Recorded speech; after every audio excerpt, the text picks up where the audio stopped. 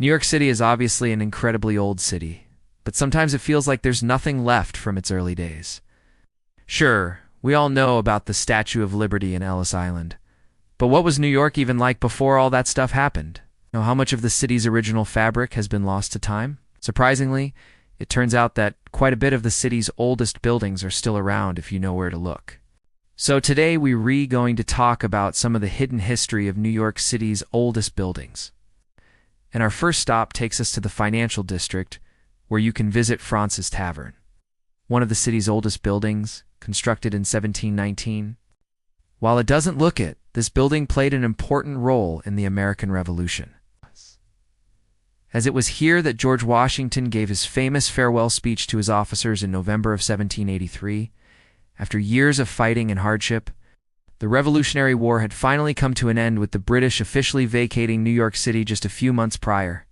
During the war, the tavern had actually been occupied by British troops, and it was only after they left that George Washington felt comfortable enough to visit the establishment, sat in the very same pew he deoccupied before the war, and delivered an emotional address to his fellow officers, expressing gratitude for their service, while also acknowledging the difficult times they'd endured together.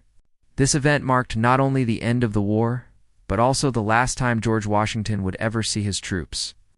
It's a powerful moment in American history that helps bring the struggle for independence to life. Today, you can visit the tavern and even dine in the very same room where Washington spoke. But as we continue our tour, we'll be heading uptown to Trinity Church, Wall Street, where we'll find St. Paul's Chapel, the oldest surviving church building in Manhattan. Construction began in 1766, when the original St. Paul's, built in 1660, became too small to accommodate the growing congregation. The new structure, designed by British architect Richard Morris, was constructed at a cost of £10,000. At the time, this made it the most expensive church ever built in the colonies. But the church's magnificence was short-lived. Just 10 years later, the building survived the Great Fire of 1776, which destroyed much of Lower Manhattan. In fact, it was so close to the fire's path that embers actually landed on the roof. But despite the damage, the church was able to hold services the very next day. And just 2 weeks later, George Washington visited the chapel to pray with his troops. Throughout the years, the church continued to play an important role in American history, serving as a hospital during the War of 1812, a meeting place for abolitionists in the 1800s, and even a refuge for people fleeing the 19th century's deadliest blizzard.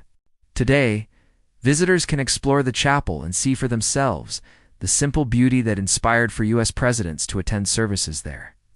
But as we continue our journey through New York's oldest buildings, we'll head across the street to the Morris Jumel Mansion, once the home of wealthy merchant Peter J.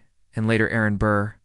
Construction on the house began in 1765, but the building quickly fell into disrepair after being abandoned by the British Army during the Revolutionary War. George Washington occupied the mansion in 1778, using it as a headquarters for a short time before moving to Fraunces Tavern. Years later, it was seized by the British again, and then eventually sold at auction to Aaron Burr following the war. Despite its troubled history, the Morris Jumel Mansion was one of the finest homes in New York City, complete with a library containing more than 2,000 volumes. But tragedy struck in 1805, when Theodosia Burr Alston, daughter of Aaron Burr, died aboard a ship off the coast of South Carolina. Grief-stricken, her father retreated to his home, where he remained until his own death in 1836. Today, the mansion is open to the public, and visitors can explore the lavish rooms and learn about the fascinating history of one of New York's most important buildings. But as we move further north, we'll arrive at the Dickman Farmhouse, a rare example of Manhattan's rural past. Built in 1784, the farmhouse was once surrounded by fields and forests. A far cry from the skyscrapers and busy streets of today's Harlem, the house was built by Samuel Dickman, a wealthy landowner who farmed the area for cash crops such as wheat and corn.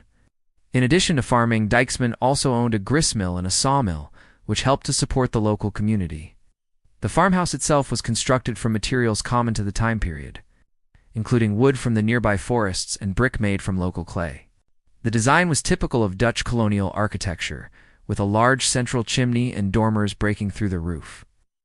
Despite its picturesque setting, the Dickman farmhouse was not immune to the changes sweeping through New York City. As the city grew, farms were converted to other uses, and the farmhouse was eventually sold to a family of freed slaves. In the 20th century, the city acquired the property and opened it to the public as a museum. Today, visitors can explore the farmhouse and learn about the fascinating history of this unique piece of Manhattan real estate. As we conclude our tours, it's worth noting that New York City is constantly evolving. With new development projects changing the skyline every year, preserving the city's oldest buildings can be challenging, but it's important to remember that these structures are not just bricks and mortar. They're physical links to the city's rich history and cultural heritage. Fortunately, NYC is committed to protecting these important landmarks. The Landmarks Preservation Commission works tirelessly to ensure that historic buildings are preserved for future generations. But this work would not be possible without the support of the community. If you're interested in learning more about NYC's historic buildings or getting involved in preservation efforts, we encourage you to reach out to the Landmarks Preservation Commission or one of the many other organizations dedicated to preserving New York City's unique character. Thanks for watching.